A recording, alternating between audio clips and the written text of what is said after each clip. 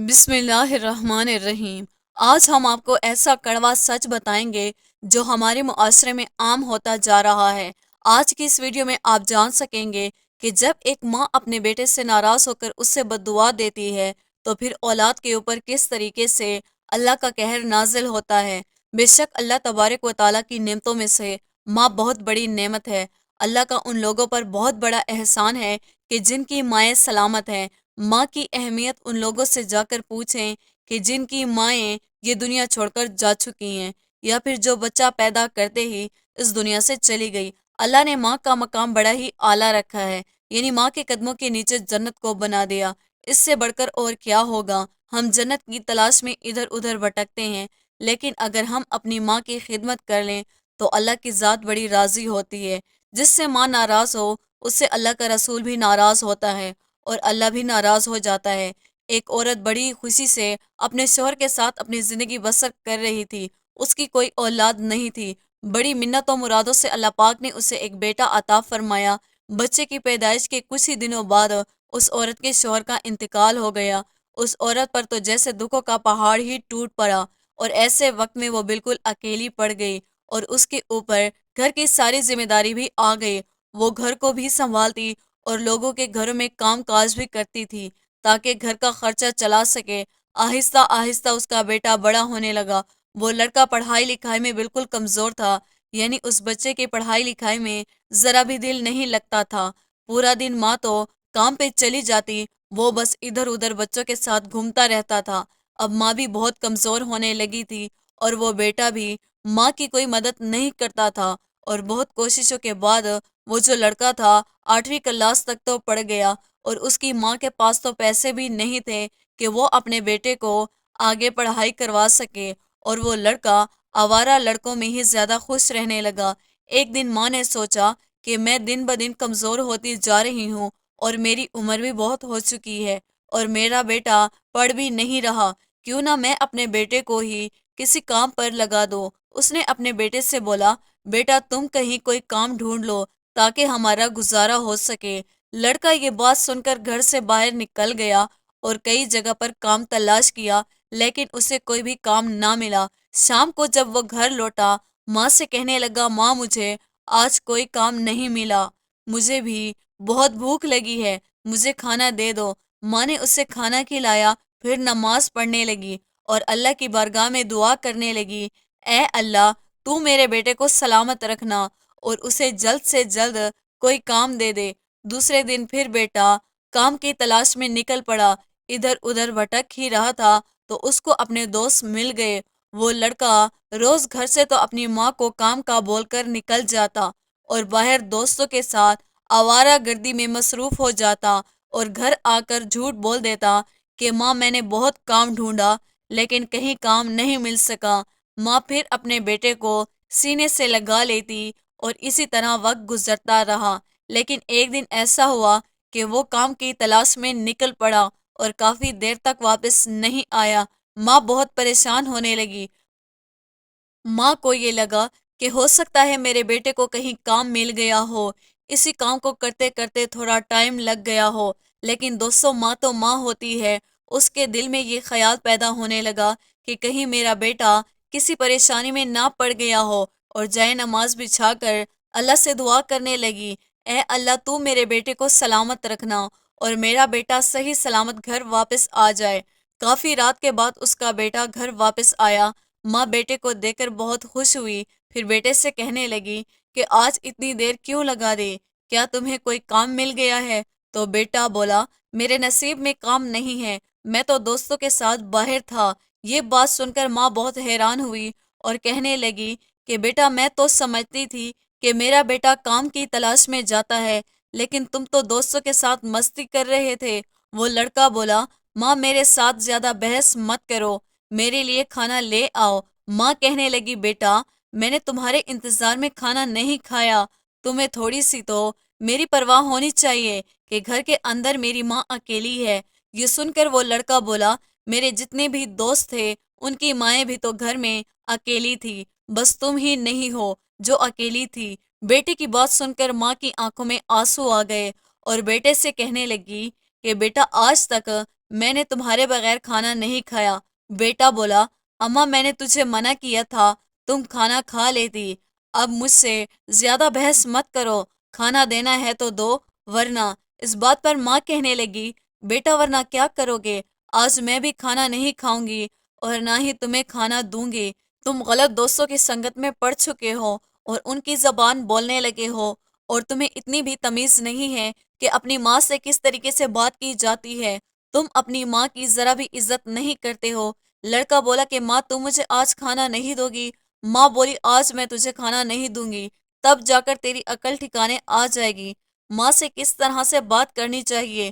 دوستو جیسے ہی اس لڑکے نے یہ بات سنی تو اس نے جوتا اٹھایا اور ماں کو پھینک کر مارا، پھر ماں پر تشدد کرنے لگا، لیکن ایک جوتا ماں کے منہ پر مارا، ماں کی آہیں نکل گئی اور اماں کی زبان سے یہ الفاظ نکلے، اے اللہ میرے بیٹے کو ایسا ذلیل کرنا، ایسے درد میں مبتلا کرنا کہ یہ ساری زندگی اسی طریقے سے درد اور تکلیف میں تڑپتا رہے جس طریقے سے آج میں تڑپ رہی ہوں۔ اس کے بعد اس لڑکے نے اپنی ماں کو گھر سے نکال دیا اور دروازہ بند کر دیا۔ ماں بالکل بے سہارا ہو گئی اور کہنے لگی، اے اللہ تو نے مجھے کیسی اولاد عطا کی، اس سے تو اچھا میری کوئی اولاد ہی نہ ہوتی۔ محلے کے لوگوں کو اس بات کا پتہ چلا تو وہ اس کی ماں کو اپنے گھر میں لائے اور کھانا دیا۔ تو ماں بولی کہ جس کا بیٹا کھانا نہیں دے سکتا پھر وہ کسی اور سے امید کیوں رکھے۔ پھر وہ بوڑھی ماں یہاں سے وہاں پھرنے لگی اور بھوک کی وجہ سے بیمار ہو گئی۔ کچھ دنوں کے بعد اس کا انتقال ہو گیا۔ بیٹے نے اپنی ماں کی نماز جنازہ تک نہیں پڑھائی۔ گاؤں والوں نے اس کی بوڑھی ماں کا جنازہ ادا کیا۔ وہ جو لڑکا تھا وہ تو پہلے ہی نکما کامچور تھا۔ ایسے حالات میں اس نے شادی کر لی اور زندگی بسر کرنے لگا، لیکن ابھی شادی کے چند ہی دن ہوئے تھے کہ اس لڑکے کے پاؤں میں تکلیف شروع ہو گئی، اور وہ تکلیف اس قدر تھی کہ جس کو لفظوں میں بیان نہیں کیا جا سکتا۔ وہ جو لڑکا تھا وہ درد کے مارے تڑپنے لگا، اور ایسے وقت میں لڑکی کے گھر والے اسے ڈاکٹر کے پاس لے کر گئے۔ ڈاکٹر نے جب اس کے پاؤں کو دیکھا تو یہ بات کہی کہ پاؤں کی انگلیوں کو کاٹنا پڑے گا، کیونکہ اس کے پاؤں کی جو انگلیاں تھی وہ سڑنے لگی تھی۔ اگر اس کی انگلیوں کو نہیں کاٹا تو اس کا اثر پورے جسم میں دیکھنے کو ملے گا۔ آخر کار لڑکے کے پاؤں کی انگلیاں کٹ گئی۔ چند دن کے بعد اسے پھر سے تکلیف پڑنے لگی اور پاؤں اور زیادہ سوجنے لگا، پریشانی اور بڑھتی گئی۔ پھر ڈاکٹر کے پاس گیا تو ڈاکٹر حیران تھے کہ اتنا تندرست لڑکا اور اس کا جسم گلنا سڑنا کیوں شروع ہو گیا۔ پھر ڈاکٹر کی یہ بات کہی کہ اب تمہارا پورا پاؤں کاٹنا پڑے گا، نہیں تو یہ بیماری اور بھی بڑھ سکتی ہے۔ حالات سے مجبور ہو کر اسے اپنا پاؤں کٹوانا پڑا۔ جس لڑکی سے اس کی شادی ہوئی تھی اس لڑکی کے گھر والے اس کا خرچہ اٹھا رہے تھے، اور جو امید اس کی بیوی نے اپنے شوہر سے لگائی تھی، لیکن وہ اب سوچنے لگی کہ میرا شوہر تو دن بدن بیکار ہوتا جا رہا ہے اور میں اس سے زیادہ کتنی امید رکھوں گی۔ میں کب تک اپنے گھر والوں سے پیسے مانگتی رہوں گی؟ اس سے تو بہتر یہ ہے کہ میں اس سے طلاق لے لیتی ہوں۔ پھر وہ آخر اسے چھوڑ کر چلی گئی۔ لڑکے کے حالات اور بھی زیادہ خراب ہونے لگے، اس کا علاج بھی کوئی نہیں کروا رہا تھا۔ کچھ دنوں کے بعد اس کا دوسرا پاؤں بھی سوجنے لگا۔ اس چیز کو دیکھ کر وہ بہت زیادہ پریشان ہو گیا اور کسی بھی طریقے سے گھر سے باہر نکلا اور بھیک مانگنے لگا تاکہ وہ اپنے پیٹ کو پال سکے۔ بھیک کے پیسوں سے بس اس کے کھانے کا ہی گزارا ہوتا، کوئی علاج کروانے کے لیے پیسے نہیں بچتے تھے۔ آہستہ آہستہ وہ لاچار ہو گیا، یعنی وہ پہلے تو ایک پیر پر ہی چلتا تھا، لیکن اب تو دوسرا پاؤں بھی ختم ہو گیا تھا۔ اسی وجہ سے وہ اپنے آپ کو گھسیٹ گھسیٹ کر اپنے آپ کو یہاں سے وہاں لے جاتا اور بھیک مانگ کر اپنا گزر و بسر کر رہا تھا۔ بیماری بڑھنے کی وجہ سے اس کے جسم سے بدبو آنے لگی، لوگ بھیک دور سے پھینک کر چلے جاتے۔ ایک دن وہ شخص بھیک مانگ رہا تھا، تبھی وہاں سے ایک بزرگ کا گزر ہوا تو اس لڑکے نے بتایا کہ میں بہت ہی تکلیف سے گزر رہا ہوں۔ پریشانی کا یہ عالم ہے کہ میری بیوی نے مجھے اس حالات میں چھوڑ دیا، میں لاچار ہو گیا۔ اب تو لوگ میرے قریب بھی آنا پسند نہیں کرتے کیونکہ میرا جسم گلنے لگا ہے اور میں تکلیف میں اس قدر رہ رہا ہوں۔ یہ بات سن کر بزرگ کہنے لگا، تمہارے ساتھ کیا واقعہ پیش آیا؟ تم ساری بات بتاؤ۔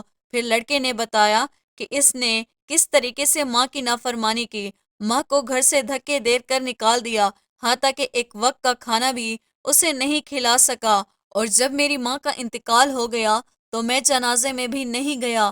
میں اتنا زیادہ نکما تھا، میں اپنے گھر کے اندر کوئی بھی کام دھندا نہیں کرتا تھا، اور جس کی وجہ سے میری بیوی مجھے چھوڑ کر چلی گئی اور میں بھیک مانگنے کے لیے مجبور ہو گیا۔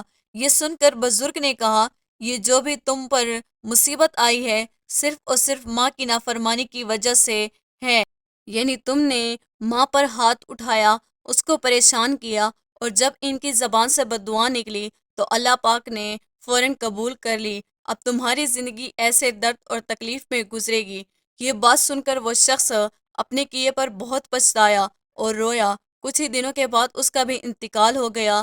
گاؤں اور اس کے آس پاس کے پڑوسی کے لوگ اس شخص کے قریب ہی نہیں گئے کیونکہ اس کے جسم سے بدبو آتی تھی۔ اسی وجہ سے کسی نے اس کے جنازے کو ادا نہیں کیا اور ایک کونے میں ایسے ہی پڑا رہا، جس کو آ کر چیل کوے نے کھایا۔